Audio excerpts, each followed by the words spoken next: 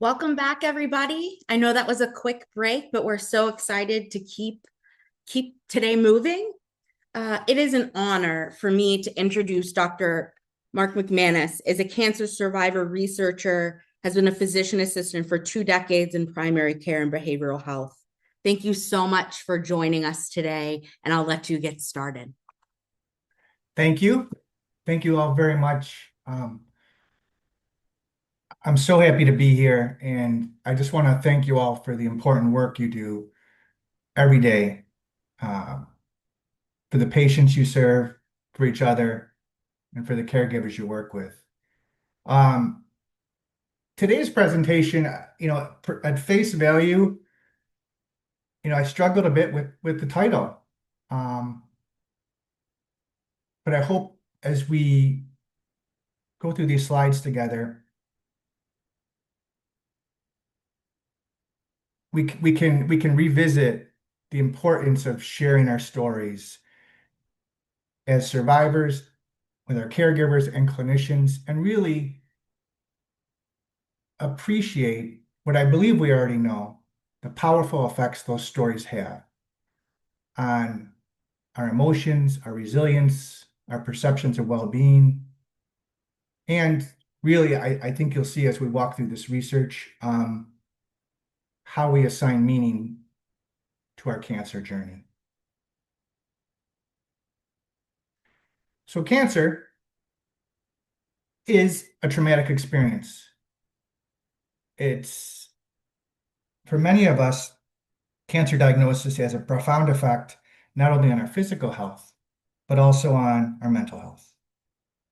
The shock of the initial diagnosis, challenges of treatment, and the uncertainty into survivorship often can have a significant influence not only on our emotional health, but if we don't find a way to integrate those experiences, research is very clear.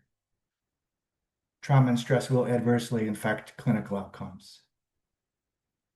And as advocates and policymakers, I think it's also important to just highlight again, I think what we already know. We really have a difficult time quantifying trauma and stress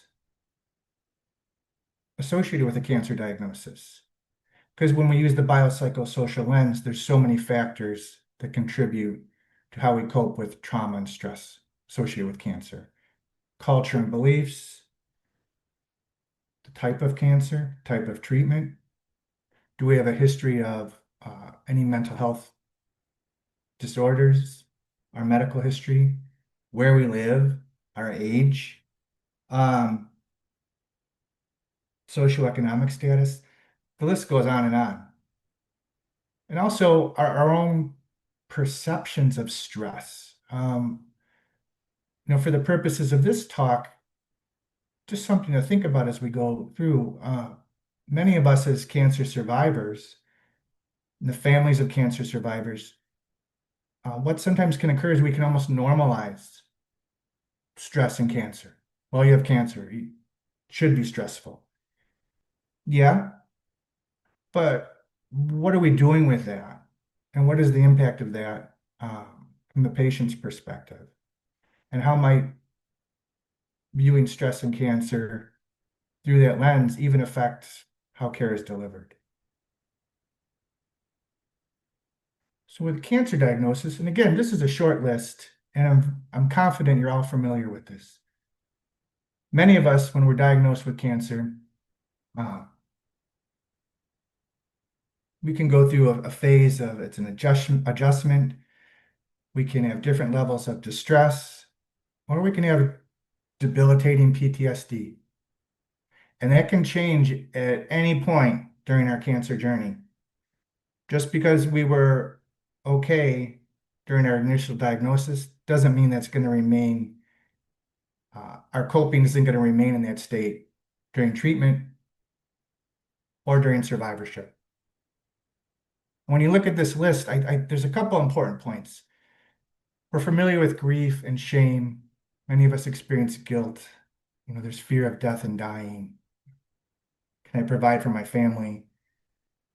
For this lecture, I want to just focus on this detached feeling that many of us experience, or how a cancer diagnosis affects our identity. For many cancer patients, all of a sudden, I am a this and this and this becomes I'm a cancer patient, and we lose other aspects of of our identity. Fear of pain and physical changes into survivorship, even if treatment went well as anticipated. Many individuals in survivorship have increased distress associated with recurrence, anxiety associated with routine scans. And this, just for level setting, the evidence is clear.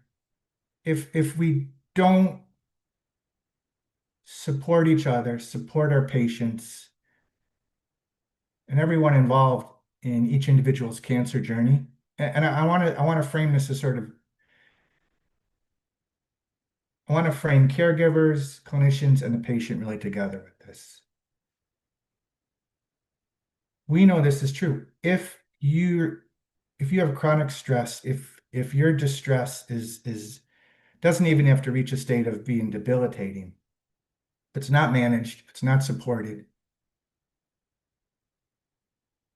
the data is clear that increased all-cause mortality increases, decreased survival, shorter progression-free survival, greater symptom burden, diminished well-being, decreased quality of life, and poor treatment compliance. So what do we do? Well, this is something also as advocates, clinical teams, and policy professionals, we know what works. What has worked in the data when we're able to implement it. We know that integrated behavioral health with our cancer care, an oncologist with a social worker, psychologist, close communication with primary care. And that's just one basic example. That combined with routine screening for distress, all right, and continued routine screening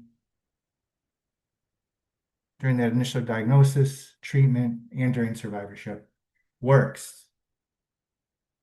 Holistic and patient-centered based, I say interventions based on the biopsychosocial model have also been effective. And that's effective. And that's what we teach in general medicine too. The biopsychosocial model. Are we making language services available? Do we have are we respecting cultural beliefs that may be at play, and stigma, access to care, interdisciplinary collaboration? If we have the whole team on the same page, these screenings, primary care clinician can work with an oncologist or the psychologist to say, oh, well, this happened today, or the patient reported this to me today, and we could quickly act to support the patient versus maybe waiting 3 months or 6 months for a follow-up. Or in many instances, as I'm sure many of you in the advocacy space see, we have a screening evaluation and it's just not followed up on. And that's not obviously there's no ill intent there, but that's just where our system's at right now. And then finally, what I think is important, just for level setting for this talk, we need to offer tailored treatment options.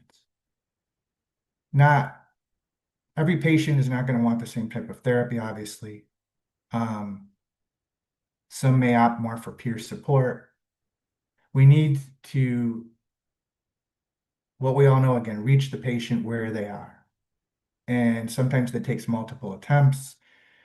But that's kind of the magic of integrated care is we have multiple different team members working with patients and their families to assess for distress and assess for opportunities to offer support.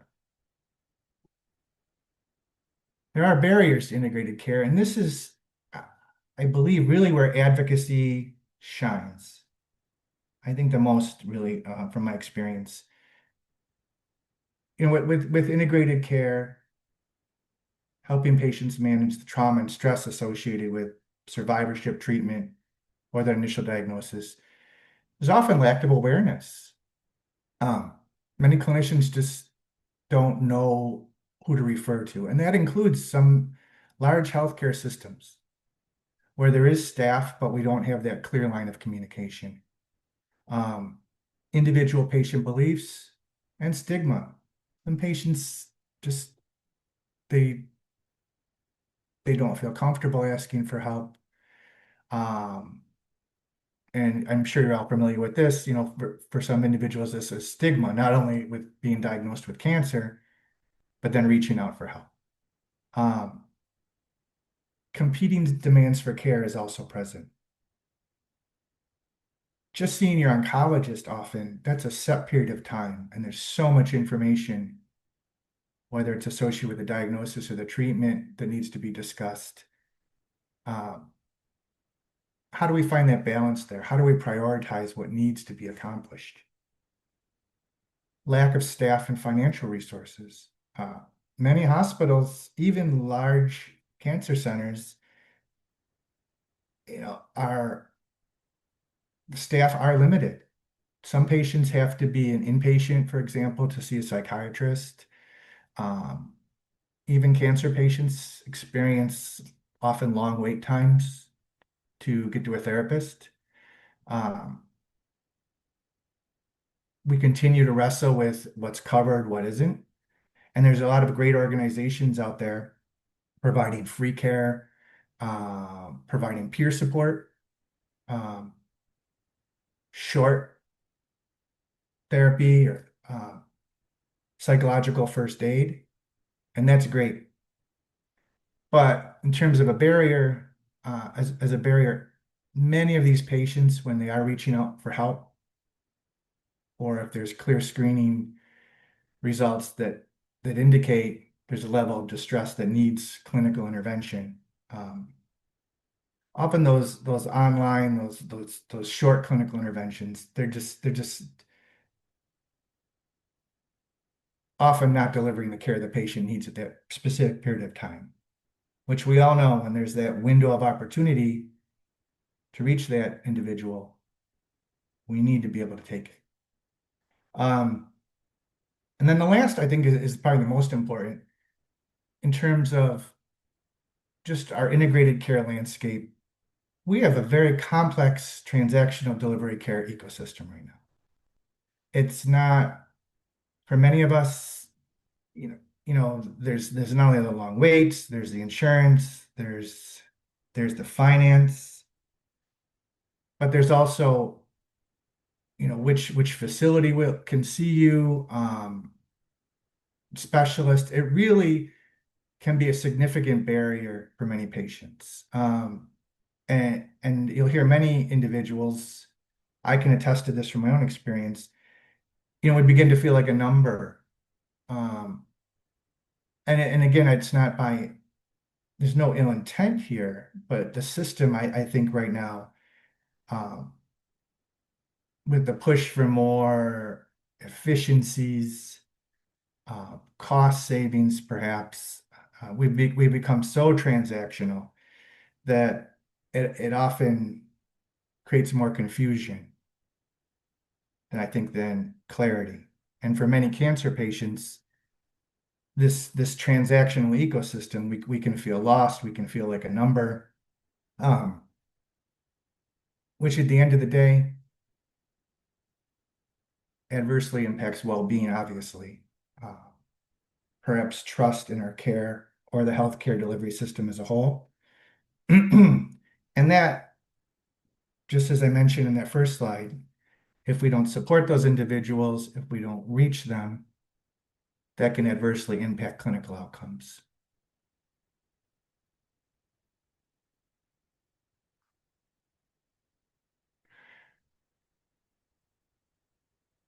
Sorry, I'm just switching my screen here. Okay, so with that, that's an intro. That's where integrated care is. It works. And many of us as cancer patients, survivors, or as clinicians in this space, I think we understand this, that we have a great, we know that integrated care works with patients, does improve outcomes, improve well-being. Everybody should get it. Everybody should access it. No brainer. But it just doesn't work that way. So now we're left with what many advocates will note, there's gaps in care. How do we find the care that the patient needs, time they need it, that they're comfortable with, and that's effective? And from my experience, that's one of the biggest challenges associated with cancer, really. It's not always the cancer diagnosis itself or even the survivorship. It's many of these care delivery variables at play. So that being said, what do we do? How do we find our way forward when maybe we don't have the resources we need when we need them? Maybe our client has different belief systems that may be limiting their willingness to access different resources. What is present that maybe can bridge all of these different barriers, clinical needs, and gaps in mental health service to help patients become more connected, clinicians become more connected, while at the same time improving mental health, well-being, and clinical outcome. So with that, I actually want to share a short story about my own experience with cancer. Since this is about stories, so when I was diagnosed with cancer, and we'll say this is at some point in time to keep the story structure. I'm going to tell you it was on a Tuesday, and I was in my car in a parking lot. And what led up to this story is I thought I had a kidney stone, and I had my clinical hat on, and so I went to a urologist, and he's like, "Yeah, probably a stone." Not a lot of distress associated with this story at this point. Um, and as many of you, I got the my chart note to you got your labs are ready, your radiology report's ready. And as many of you, I'm sure you get the report right away. Um, so I was on my lunch break on a regular work day on a Tuesday. Nothing else incredible going on. But for the purposes of this story, I opened up the radiology report. There was no stone. There were multiple tumors. And the report was about 4 pages long. So at that point in time, the air was sucked out of the car. One of the tumors was in the bladder, and the other was a very large retroperitoneal mass for the purposes of this story. So in my case, I was alone in my car, and my whole world had changed, which unfortunately, I don't think that experience is totally isolated from many or rare when I compare that to many stories I hear today where patients still receive their diagnosis and we don't have that support right away. So what happened? So in my case, I have a great urologist and I'm so grateful for him. And he says, "Yeah, I have cancer. I had bladder cancer." Um, and I want to stress one other point about this story. In hindsight, I really wasn't alone. I was alone in my car when I read that report. But shortly after I got home, my doctor called me and he was just as animated and upset as I was. And I want to say that it's important because right away with him, from my lens, we were in this together. And I can say this in hindsight, that made a world of difference. Um, so he diagnosed me, when the diagnosis was finally done, it was bladder cancer and lymphoma. So it was two cancers. Um, and in my case, I have great support. I have a great husband. I had great doctors. Um, my employer was very supportive for taking time off work. So I had a lot going for me. That not every patient has access to that or has that level of support. And it did make a world of difference. But even with all of that support, I was it was a hard time. Because this came out of the blue. We started treatment right away. And as many of you that are in survivorship, I hope this resonates with you. We are changed by the diagnosis, and we're changed by this journey, and that was a process. So I was still a couple months into that, I'll say my cancer journey, and didn't didn't really have, I can't recall any screenings even occurring. Um, so I did have the support. I don't think there was debilitating level of distress, but there was clearly some distress present. Um, and I bring up this story because it had a profound effect on my life, continues to actually. And I really credit this individual, and I don't even know her first name, um, with really just making such a difference, improving my well-being during my cancer journey. And what happened was I was in this, as we can all appreciate, when you have cancer, you also have to fill out a lot of paperwork. There's a lot of claims. We have our cancer journey and we have our claims, paperwork, finance, time off work. It's a lot of paper. Um, and I didn't have, a behavioral health support team at that point. I didn't, that was not at play. Um, so for the purposes of this story, one of the claims, we'll just say, which was not clinical, and all it had really was my diagnosis of lymphoma in this case. What happened was this, the accountant, which she identified as an accountant, and I won't say her name, but she's the accountant for now. So she called up and, claim talk, be processed, when it'll be processed, blah, blah, blah. And then probably the end of the conversation, and these were short conversations, she's like, I noticed you had lymphoma. Yeah. And this is not clinical, mind you. So I want to stress this story. Um, she's like, well, I had lymphoma. And I would say my posture was active listening then. I wasn't necessarily seeking therapy. I was definitely probably in distress in hindsight. Um, but something about how she shared her experience really changed me. And how she did it was also special.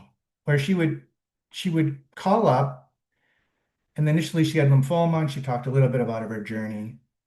And then probably 2 or 3 times a week for about 3 weeks, you get a call, all your claims, just it's processing. Now, my experience with the claims, you never get follow-up saying they're still processing. But that was a gateway almost where then she would, well, during my treatment, this happened, and they weren't polarizing discussions. They were her experience, her journey. And it wasn't all pleasant.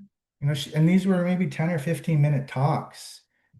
And then she'd say, oh, I look forward to when we're talking again. And over the next couple of weeks, till eventually, the claim issue was closed, she would call. And they actually were very helpful listening to her journey.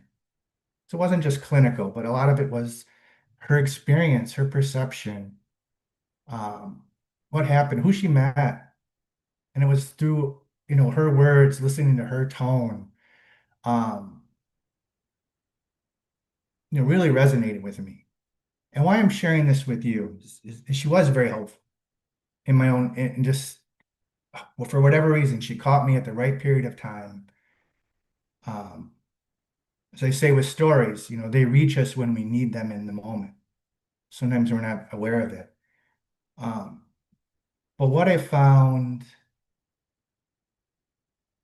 what I'm most grateful for, and there's no embellishment with this story. She told me her whole story.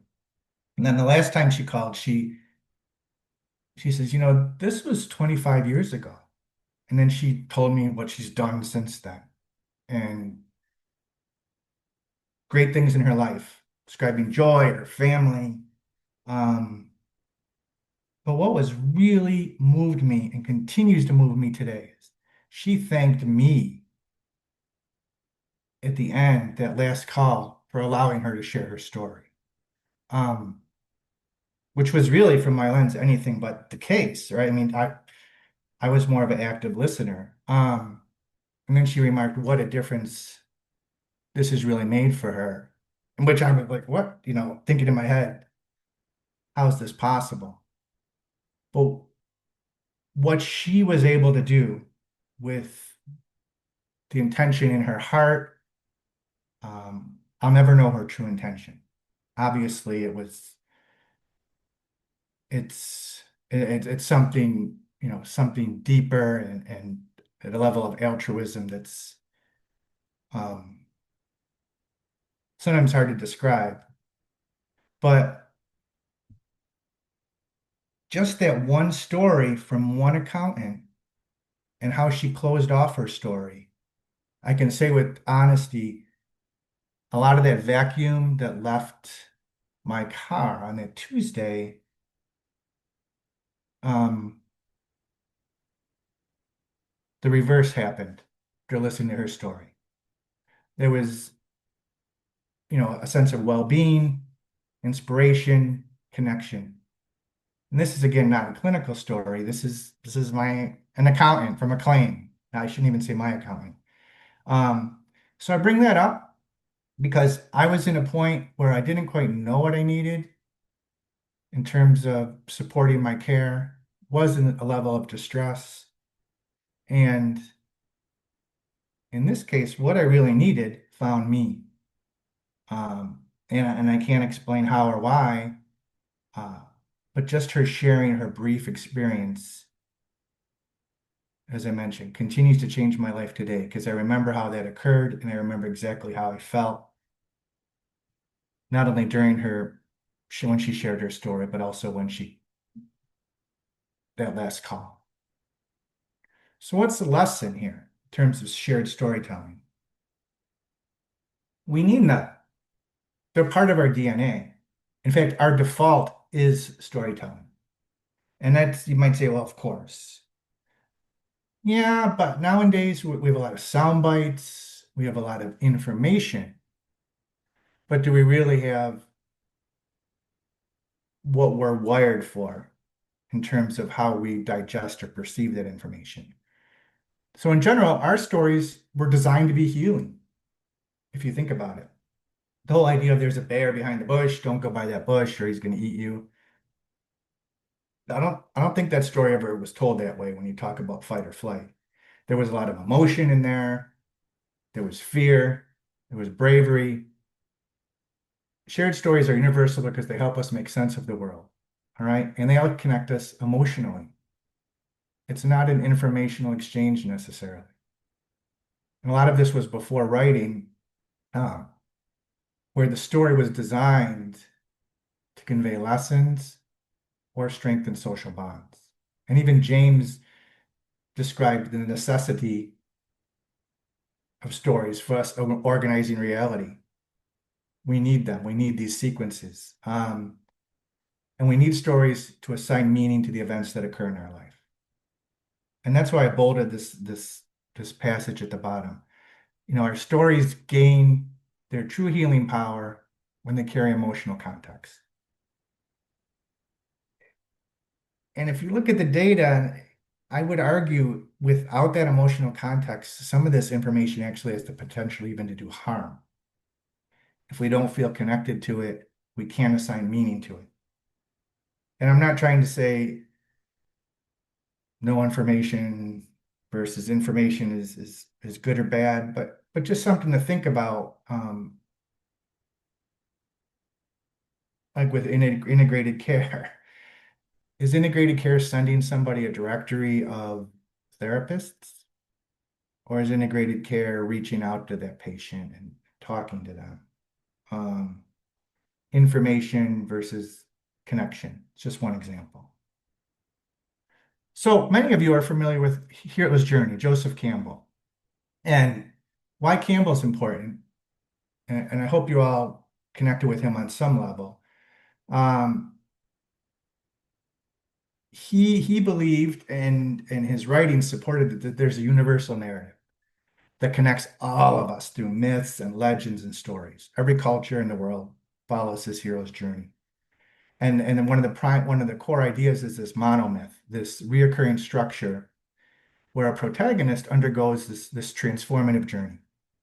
You're in the castle and life has now drawn you into the woods outside of the castle. And these experiences mirror psychology of human experience. And what Campbell's research, you know, it's been looked at, for decades, and there's a lot of support that this arc, this struggle, this transformation and return is how we default to, how we're wired to share stories with each other. This is just a quick example. His original journey is a little more complicated, but the key stages are the departure, the initiation, and the return. What brings us away from safety? Or you're in your car and you've been told you're diagnosed with cancer. What happens? That journey, the trials. Who do you meet? Who are your allies? And another important point for this talk, this is a bit of a bold statement, but according to Campbell, there is an ally. There's always an ally. And in my case, I could argue it was my accountant. And then there's the return. We are changed. We are transformed by this process. And even if we're in survivorship, it doesn't end there. We keep going. We'll find safety. We will be transformed. We will have an elixir to help heal others, according to Campbell. And we will continue on this cycle.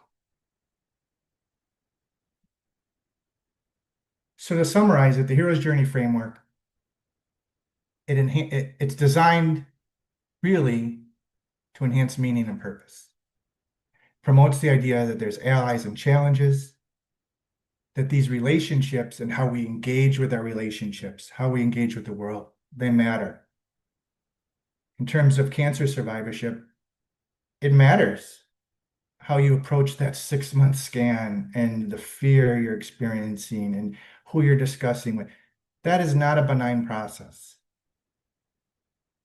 Transformation from a clinical sense supports resilience. And we know this, for clients that may utilize narrative therapy, for example, journaling, under clinical supervision, even the same elements often with narrative therapy are present in Campbell's work. But what's important about Campbell's work also is in a clinical setting or even otherwise, as you'll see in the next slide, it not only promotes positive emotion, it enhances post-traumatic growth, right? Where we integrate experience, we grow from it. This is one study, it got a lot of attention. I think Psychology Today even did a write-up on it. But I encourage you, any of you, if you're interested in the topic, to look at it. Rogers is 2023. And in short, he had multiple interventions, but he called them restoring interventions. And basically, with the participants, he helped do these different interventions, helped each individual see their lives as the hero in the hero's journey. And they were different age groups, they were a diverse population, but pretty consistently the results across the board where participants, when seeing their life through the hero's journey, they reported improved ability to find meaning or assign meaning to events in life, increased resilience, and just overall feelings of well-being. And then I think what's really important in our cancer survivorship space is consistently reported enhanced sense of agency and empowerment. This is a challenge. But, I'm here. I can do this. I'm not helpless. So this is research focuses a lot on the well-being and how we perceive meaning in life related to stories and how we share these stories. But thinking about my accountant ally, there's also a deeper level here associated with stories. And we talked about sort of the psychosocial lens already, but I wanted to briefly talk about sort of the ingredients of shared storytelling. And what are they? And there's some important work, it's in the space we call interpersonal neurobiology. One of the pioneers was Dan Siegel. And one of his ideas, shouldn't say ideas, is the research has demonstrated this is present. We are embodied, relational, and self-organizing. There's really no, like, when we talk about being isolated in our beliefs, right? I think if you look at interpersonal neurobiology, it really doesn't work that way. We first are embodied. Our mind isn't just our brain. It's in our body, it's in our thoughts, it's in our emotions. And in fact, many of you, if you watch a great movie, talk to a loved one or a close friend, you'll find your heart rate actually, there'll be synchrony. You'll attune with each other. And I hope you've all had this experience where you meet somebody and you are just synchronized, and that's a felt sense that washes over you. That would be Siegel's embodied and relational storytelling, where our body relates to storytelling, where our body literally will carry the mental and relational experience of what's being exchanged.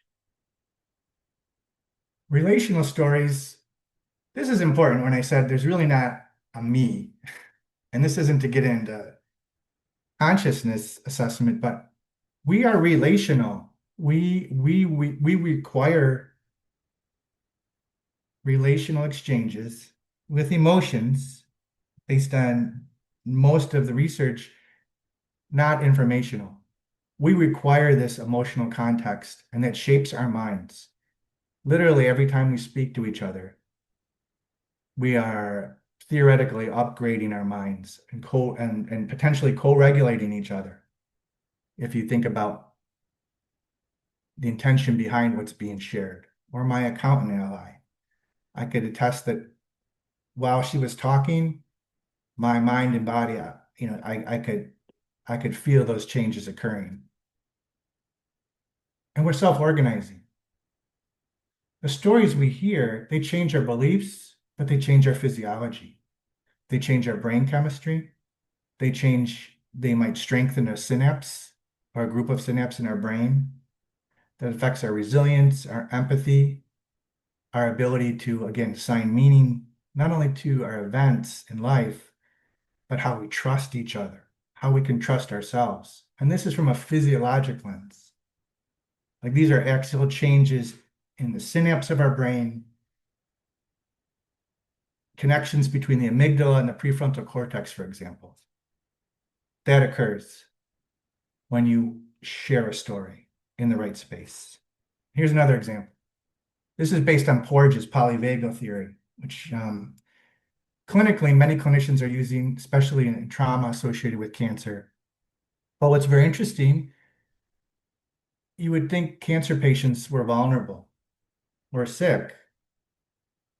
Sometimes, but sometimes I could say, even during my early diagnosis, yeah, I might have been vulnerable physically, but I was pretty hypervigilant. It wasn't super keen on all these tests, right? So vulnerability and safety, if we can reach that point, we make ourselves a little vulnerable. We trust who we're talking to. We trust where we are. All right. We can perceive safety. And I think this is an important point that sometimes we don't give enough credit to. Perceiving safety in the body. That's more of a felt sense. If we can, share stories, especially, let's say, with a cancer patient or a patient in survivorship, just that ability to be in that state of being vulnerable and being safe, that changes our vagus nerve, changes our heart rate. And everybody talks about inflammation, but it's very clear it does reduce inflammation. But there's other things, according to Porges, that happen, I think are very important when we talk about being in survivorship or experiencing distress associated with cancer. If we can reach this state when we're just sharing that story, it actually changes our physiology again. We become more receptive to the human voice, human speech. It activates social engagement, even on a subconscious level that helps us smile, all right, and our gestures. And again, it continues to change our brain chemistry. And this is just each interaction builds on a previous one. And gratitude, that's also part of these stories. Gratitude also is part of these stories, just the gratitude I felt with my accountant call. If you look at the research, that enhanced my autobiographical memory, changed brain centers associated with interoceptive awareness, and also improved some of my salience networks and my ability to be present in the moment. And this is evidence-based. I put some references at the end. If you follow it, why does this matter? Because cancer can detach us from the world. It can detach us from ourselves. Storytelling, being able to be present during a story, has the ability to bring us back, not only emotionally, but physically too. Closing thoughts, patients, clinicians, and caregivers, they each experience this journey in a different way. And I should stress this, this has been more patient-centered, this talk. But all of these benefits associated with shared storytelling, they apply to clinicians too, and your caregivers. Because many caregivers are experiencing the same level of distress as the patients or their loved ones. And to be honest, so are the clinicians. Many clinicians, there's also fear. They want to build trust. They want they want what's best for their patient, and cancer is not always clean. It's not always a clean journey of 1 + 1 = 2. Humanizing our experience with ourselves, our providers, and our caregivers benefits everyone. Shared storytelling helps us reframe our journey, and it promotes this transformative journey that we are all on. And I could say this from hindsight, and I should have said this when I was newly diagnosed. But many times when somebody's diagnosed with cancer, they feel weak, they feel broken. And when I was in my car on Tuesday, I felt like my story was over. But to be honest, that story wasn't about endings. It wasn't about being weak. Many cancer patients, it's just the opposite. It's about courage. It's about bravery. It's about overcoming what on the surface can't be overcome often. Through collective meaning making, we also connect and validate each other's stories. And then finally, sharing our stories, it opens space for healing. And this is what I want to stress. Anywhere in medicine, but especially in cancer, we can't always cure every type of cancer. We have a lot of innovation. We live longer. We live better. But what we can do, especially with shared storytelling, is we can all heal each other, literally. And I hope through this talk, if any of you are interested, a lot of this healing literally can change our physiology too, whether it's reducing inflammation or, a lot of these, for this talk, I didn't include it, but actually increases your immune system, increases your natural killer cells, I mean, it augments your immune system, among other benefits. So, and then finally, I just want to close with one point about my care team. And just to say everybody that I've been had the privilege to be with over this journey in terms of sharing a story. Because I still have to see my team, just like many of you, even when as the years pass. I can attest from my life, none of my experiences are transactional. I know my providers' stories, they know my story, and we share those stories. I'm interested in their life. I ask about their life. I want that relationship. I want to share it with them. I don't want this just to be about me. And that's made all the world in terms of building trust. And when we had to make hard decisions, because I don't see them necessarily as the competent, wonderful doctors that they are. And they are. I see them as kind. I see them as ethical. I see them as brave. And I see them as doing some very important work. And they're competent. So that's my talk. I apologize if I went a little over too.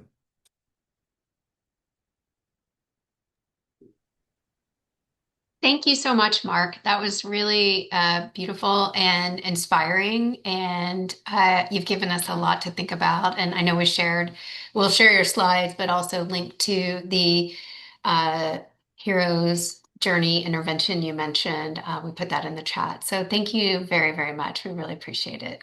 Thank you.